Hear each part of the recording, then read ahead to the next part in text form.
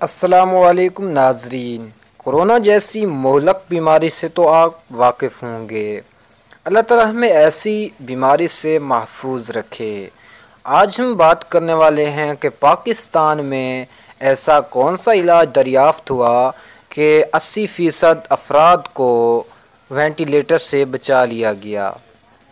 पाकिस्तान में plasma therapy के clinical trial के दौरान 80% मरीज़ों को वेंटिलेटर से बचा लिया गया। पाकिस्तान में प्लाज्मा थेरेपी के हवाले से माहिर अमराज़ खून डॉक्टर ताहिर शमसी इंतहाई जान फशानी के साथ काम कर रहे हैं। उन्होंने बताया है कि पेशो इम्यूनाइजेशन के क्लिनिकल ट्रायल के लिए अब तक 54 मरीज़ों को दाखिल किया गया है। उनमें से 80% मरीज़ों को प्लाज्मा थेरेपी के बायस वेंटिलेटर से बचा लिया गया है।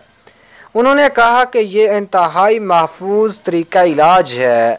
अब वक्त आ गया है कि हुकूमत पाकिस्तान क्लिनिकल ट्रायल को मद्देनज़र रखते हुए बड़े पैमाने पर मरीज़ों को प्लाज्मा थेरेपी की सहूलत फराहम करे।